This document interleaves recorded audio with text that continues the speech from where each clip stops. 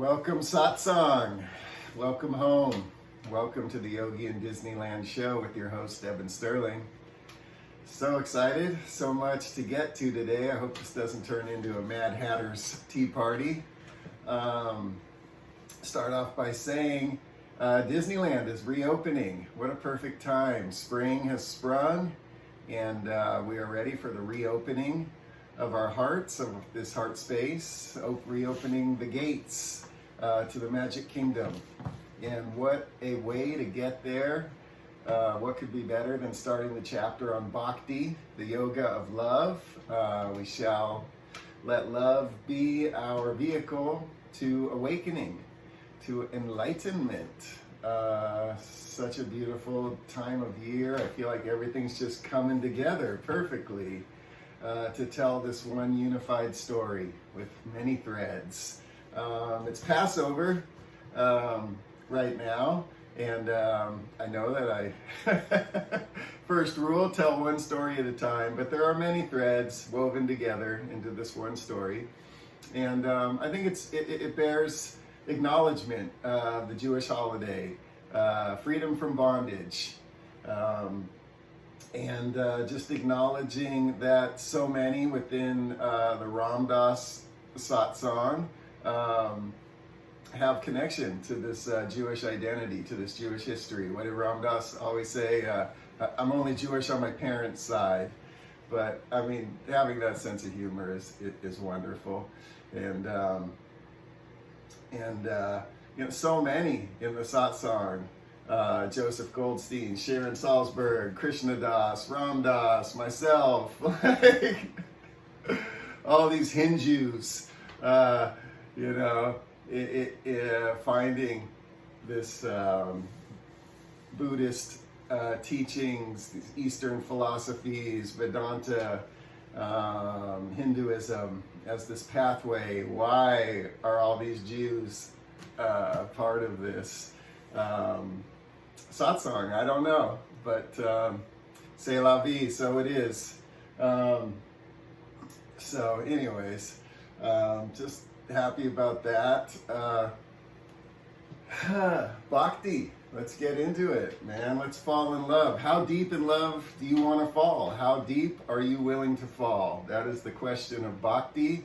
I want to fall all the way in love. Head first, head to toes, full immersion in love,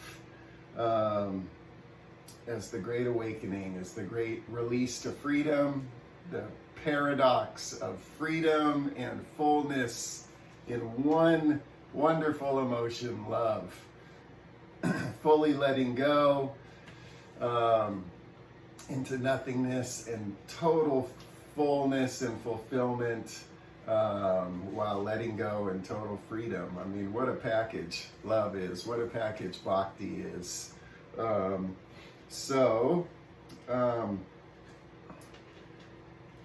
Bhakti, we have, this is part 2, and we have a meditation practice right here. I imagine we can get into this a little bit later, but I'm just going to jump in right now and read it to you. It says, may I be with what is. May I bring this into my heart. May I send love in all directions. This is a fun, enjoyable meditation I like to do. Sometimes I combine it with other groups of phrases, but it works really well when I'm troubled, when I'm suffering, especially to bring whatever's happening, to be with what is, to bring that into the heart space, and then to send love outwardly in all directions, starting from inside here. So the love's got to pass through me, it's got to penetrate me, and it's going to go outwards to the world.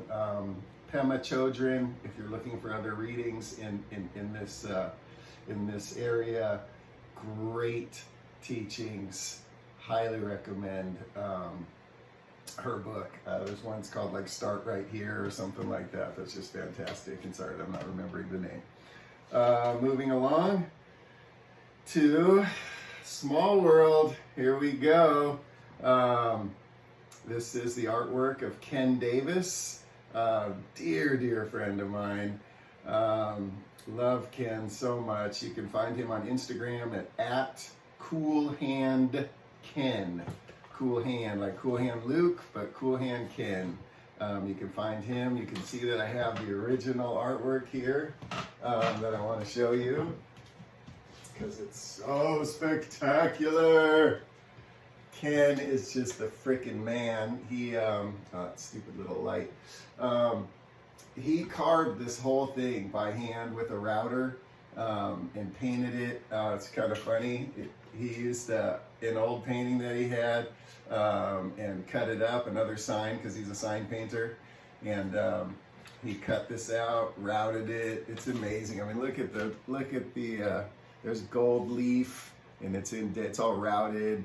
The frame itself is amazing. Ken is just the man. So you can see it says Small World.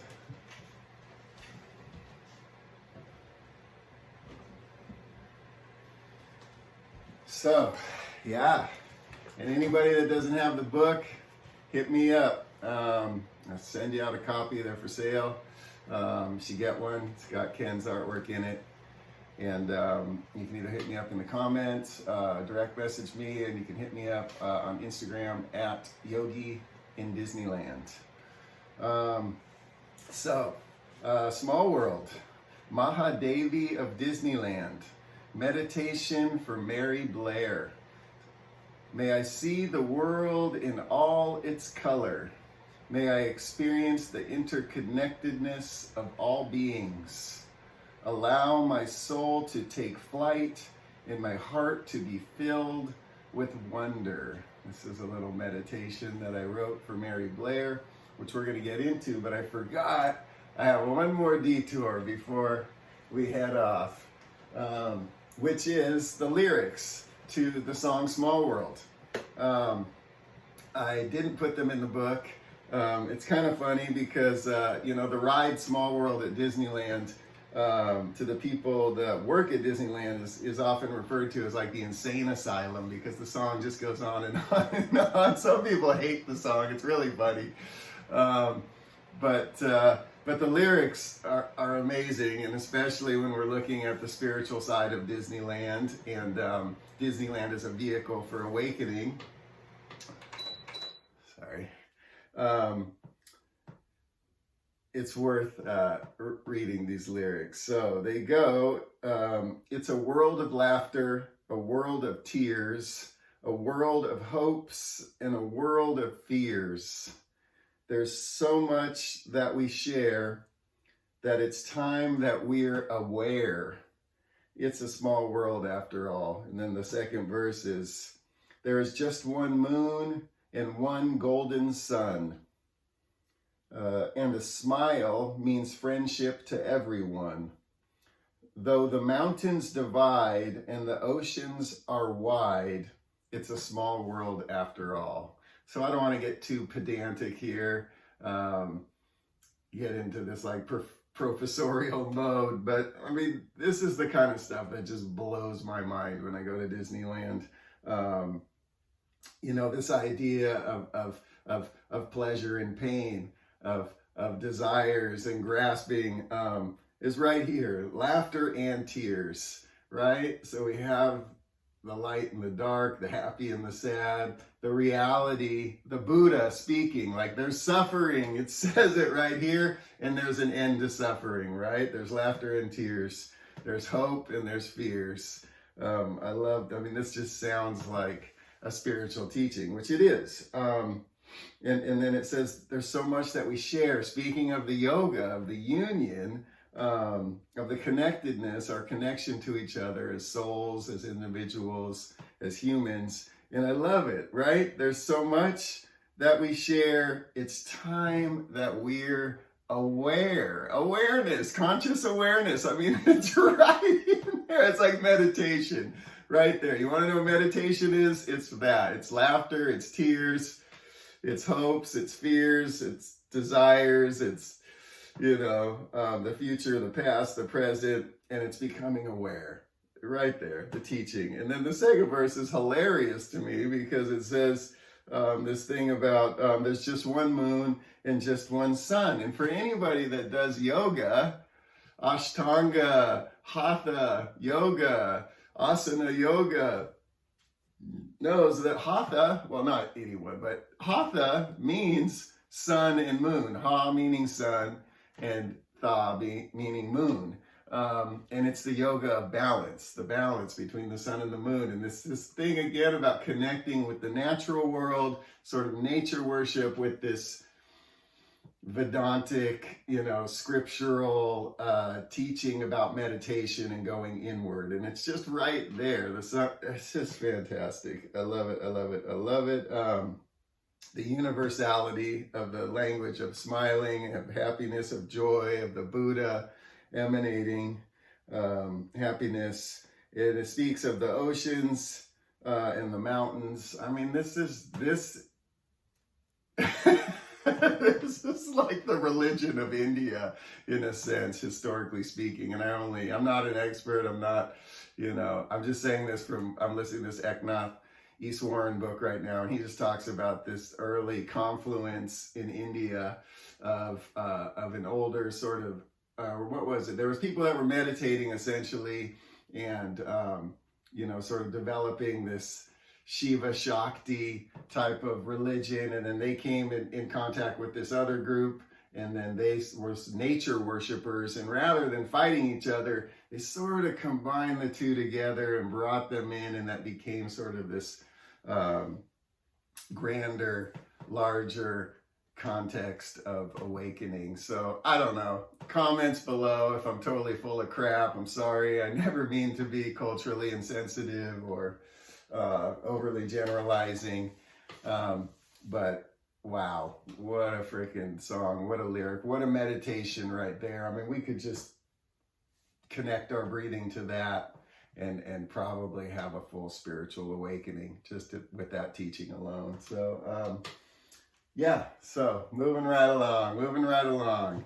Off we go to Neverland. Small World, Mahadevi of Disneyland, meditation for Mary Blair. May I see the world in all its color. May I experience the interconnectedness of all beings. Allow my soul to take flight and my heart to be filled with wonder. Before I go on, I feel compelled to pay homage to one of the great saints of Disneyland, Mary Blair. More than a saint, Mary is a deva in the origin of Disneyland and its mythic potentiality. If Walt is Brahman in the legend, the undiluted spirit, then Mary Blair is the divine mother whose energy sparked life into the physical manifestation of this magical world. Excuse me. Mary's emphatic sense of color and story were woven into Disney's animated features in a way that expressed the true identity of the characters and scenes that she painted. She drew life out of stories that were hitherto only words on a page. She gave them energy. Her paintbrush was a karma brush that emanated action. The priestess of prana, she wove spells with watercolors and unleashed a type of Shakti that the world had not yet dreamed of.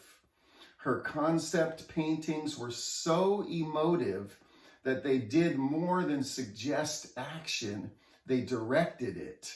They demanded animation. When Mary went to South America with Walt and El Grupo in the 40s, she was brought along mostly as support for her husband.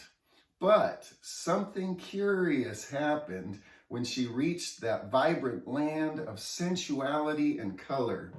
Something was awakened, something she could not deny.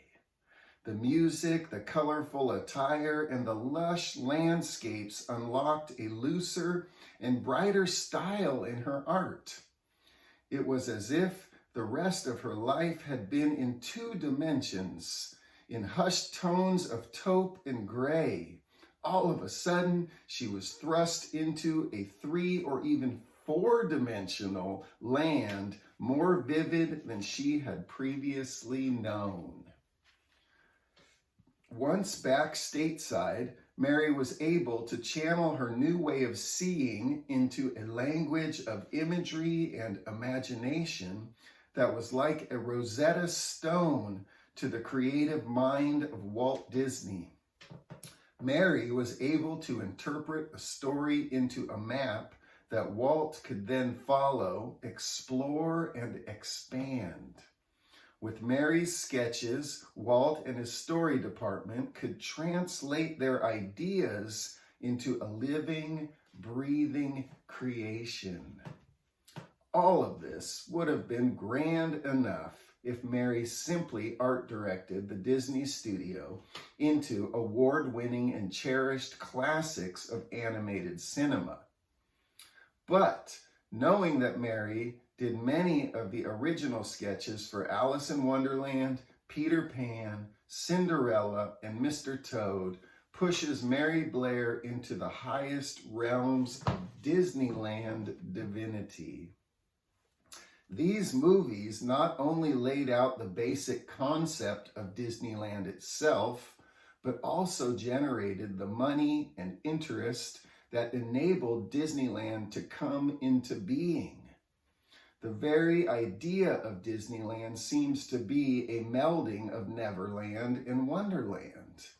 And add in the princess pageantry of Cinderella and the lust for adventure and progress of Mr. Toad, and you have all the elements of the Magic Kingdom. I'm not suggesting that Mary Blair had a Machiavellian hand in the inception of Disneyland, but it is impossible to deny that she was at the epicenter of the major threads that wove their way into its tapestry. Magical Mary, how did you do it?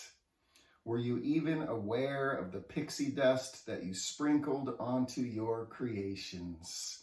I believe you were a mystical talisman, an avatar of the creative force that culminated into destiny.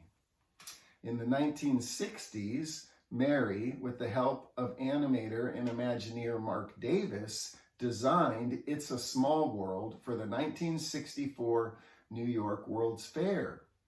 The same fair that was the destination of Ken Kesey and his Merry Pranksters trip further into America. It's a Small World eventually made its way to Disneyland in 1966. While the ride is a testament to the interconnected nature of all humanity, the world to Mary was anything but small. On the contrary, it was pregnant with life and color and bursting with stories. It was rich and textured, dynamic and glowing. It was teeming with energy and huge with wonder. Thank you, Mary Blair, for the gifts you have bestowed on us. Your spirit lives on in the hearts of all who visit this magic land.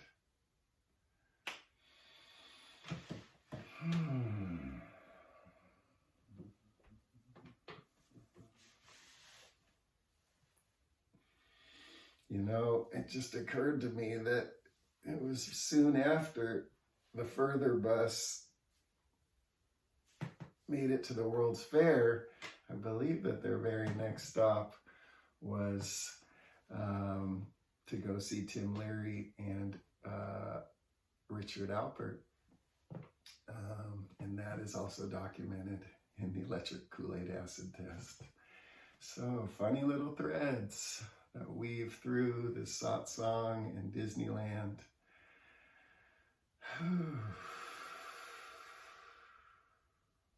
What a wonderful time to be alive.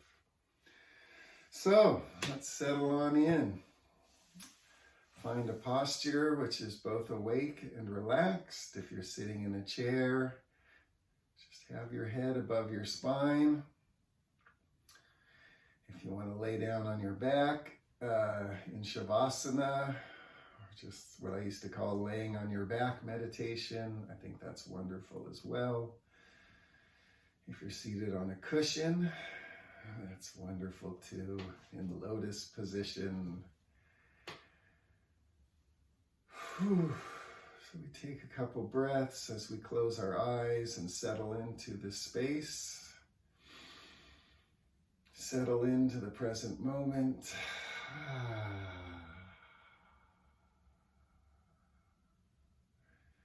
Let any stress, tension of the world fall off of our shoulders. Maybe lift them up to our ears. Drop them down with a nice deep breath into the heart, the very core of our being.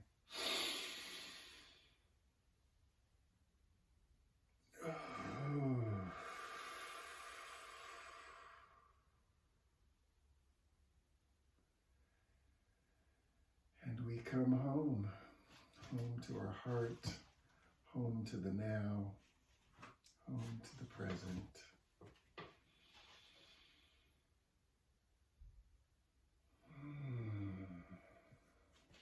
Anchoring first on the breath, we watch as it enters through the nose, travels into the lungs, pushing out our stomach, that nice yogic breath, that pranayama, expanding the stomach and releasing.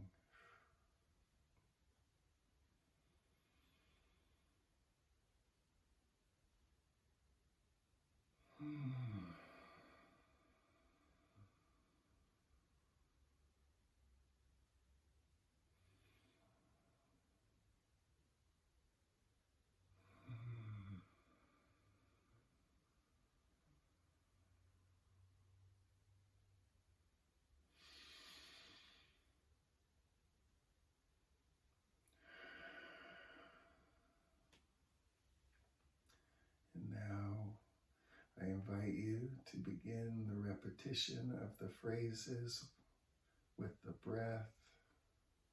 As we breathe in, may I bring this into my heart, and as we breathe out, may I send love in all directions. As we sit and wait for the next breath, we repeat the phrase inwardly, may I be with what is. May I bring this into my heart. May I send love in all directions. May I be with what is.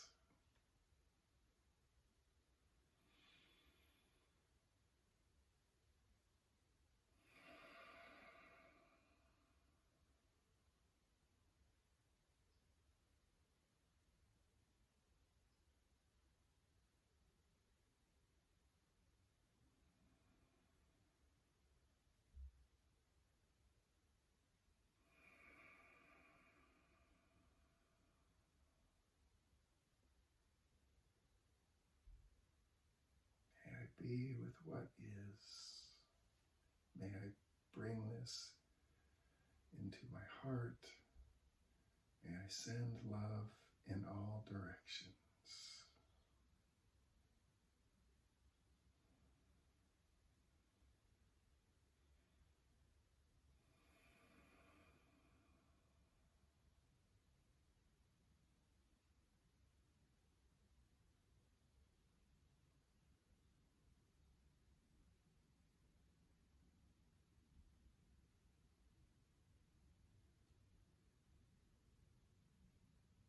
As we sit in silence, whatever comes up in the mind, I can actually hear birds chirping right now. And I just say, may I be with what is. May I bring this into my heart. May I send love in all directions. If the mind is wandering and agitated, let the mind be. Say, may I be with what is. whatever the content of the thoughts are, the mind itself doing what the mind does. May I be with what is. May I bring this into my heart. May I send love in all directions.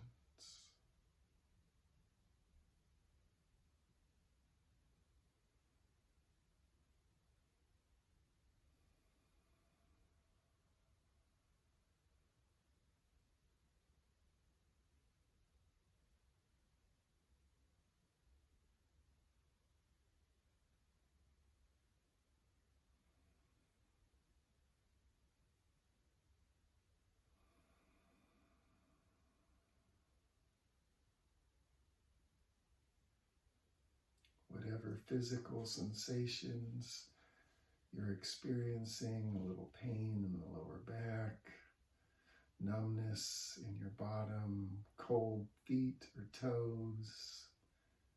May I be with what is. May I bring these sensations into my heart.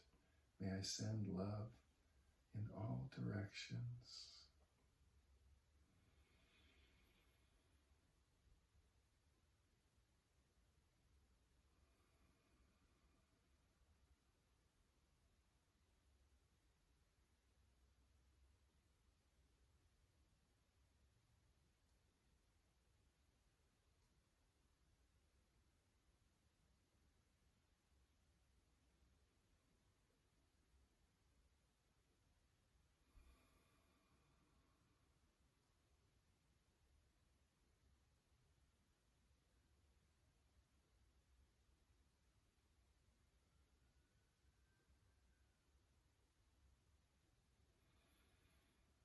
Let the cool breath coming in be the moon.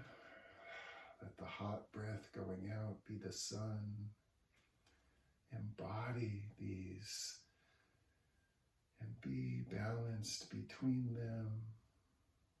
Just being with what is.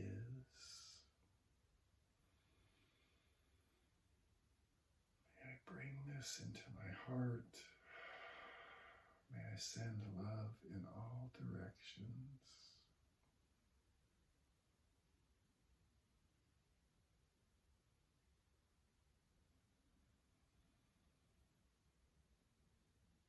May I be happy. May I be at ease. May I be free from suffering.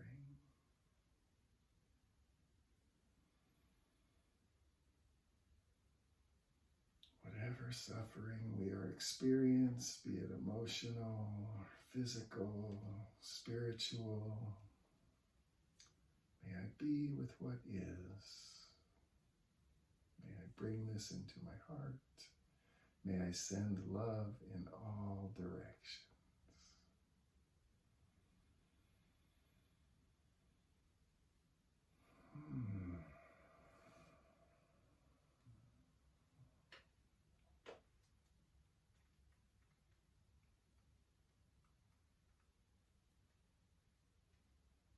May I see the world in all of its color.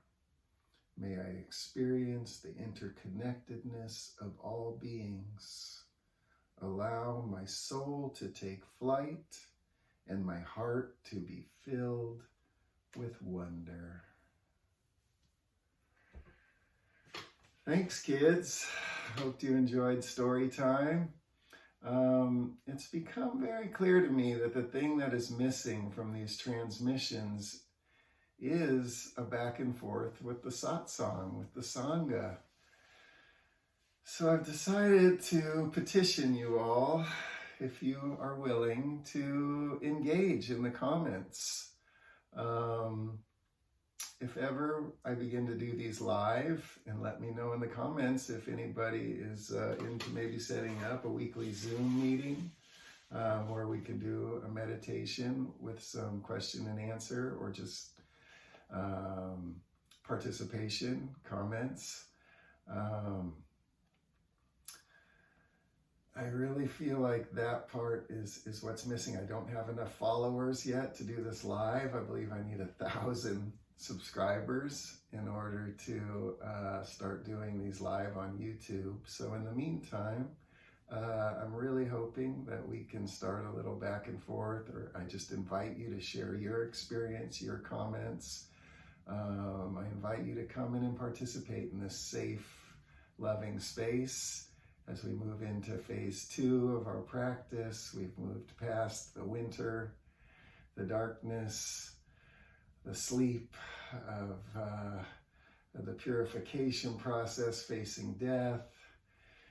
And we are now in the full rebirth of spring, moving into the heart space, out of the mind. Well, no.